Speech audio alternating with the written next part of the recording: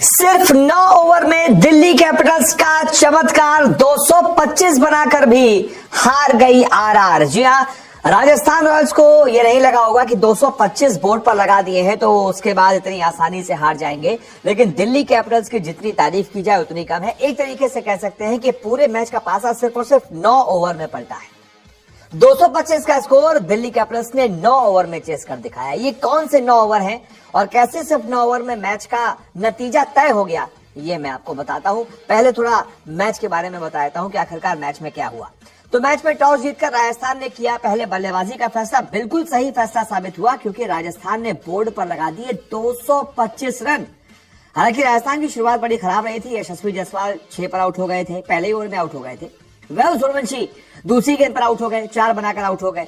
लेकिन इसके बाद एक शानदार कमबैक ध्रुव जुरैल और रियान पराग की तरफ से, दोनों ने 102 रनों की पार्टनरशिप कर दी, गजब की पार्टनरशिप की। इसके बाद ध्रुव जुरैल 30 गेंदों पर 42 बनाकर आउट हुए। लेकिन उसके बाद रियान पराग और रविंद्र जडेजा ने पारी को संभाला। दोनों के बीच लगभग 50 रनों की पार्टनरशिप हुई, जिसके बाद रविंद्र जडेजा 20 रन बनाकर आउट हुए। जिसके बाद रियान पराग 50 गेंदों पर 90 बनाकर आउट हुए। 180 के स्ट्राइक रेट से 90 रन बनाए, 8 चौके लगाए, 5 छक्के लगाए। बिल्कुल कप्तानी पारी खेली। जब सबसे ज्यादा जरूरत थी कप्तान की, तब रियान पराग ने कप्तानी पारी खेली।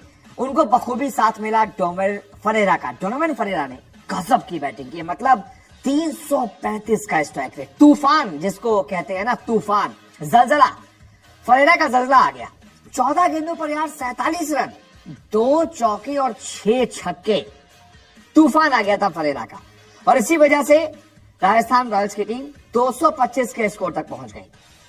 मिचेल स्टार्क ने दिल्ली से 3 विकेट लिए, 1 विकेट काइल जेमिसन को मिला, 1 विकेट अक्षर पटेल को मिला। इसके बाद आते हैं दिल्ली कैपिटल्स की चेस पर। तो शुरुआती जो 9 ओवर थे ना, दिल्ली कैपिटल्स ने यह मैच वहीं पर जीत लिया था क्योंकि शुरुआती 9 ओवर में दोनों ओपनर्स ने बोर्ड पर लगा दिए थे 110 रन।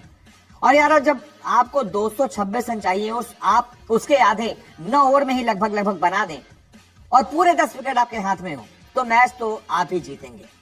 हालांकि 10वें ओवर में फिर जाकर पथुम निसंटा का विकेट गिरता है। 33 गेंदों पर 62 बनाकर वो आउट होते हैं, 6 चौके लगाते हैं, 3 छक्के लगाते हैं।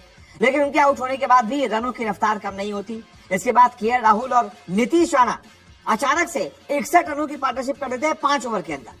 अगले 5 ओवर में 61 रन, यानी कि 12 के रन रेट से दोनों खेल रहे थे। हालांकि उसके बाद नीतीश राणा भी जो है अच्छी बल्लेबाजी करके 17 गेंदों पर लगभग 200 के स्ट्राइक रेट से 33 रन बनाकर, 3 चौके लगाकर, 2 छक्के लगाकर आउट हो गए। लेकिन उसके बाद बाकी का काम बाकी बल्लेबाजों ने कर दिया। जब 171 पर आपके 2 विकेट हो जाएंगे, 100 विकेट मतलब आप 226 आपको चेज करना है और आपने 171 सिर्फ 14 ओवर में ही बना लिए, तो फिर वहां से मैच ज्यादा बचा रह नहीं जाता है। फिर ये होता है कि 1-2 विकेट गिर जाएं, गुच्छों में विकेट 3-4 गिर जाएं, तो भले ही बैटिंग वाली टीम हार सकती है।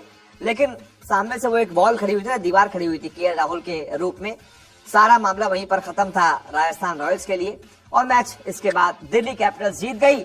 और एक तरीके से कह सकते हैं कि अपने आप को दिल्ली कैपिटल्स ने प्लेऑफ की रेस में जिंदा बचा लिया है और कई सारी टीमों को डरा दिया है। क्योंकि अगर इस तरीके का प्रदर्शन करेगी दिल्ली कैपिटल्स, तो वो अपने दिन पर किसी भी टीम को हरा सकती है। वही शुरुआती 9 ओवर थे जहां पर ये 225 चेज हुआ है। 9 ओवर जहां पर 110 रन ओपनर्स ने बनाए। बहुत बहुत शुक्रिया सपोर्ट को देखने के लिए।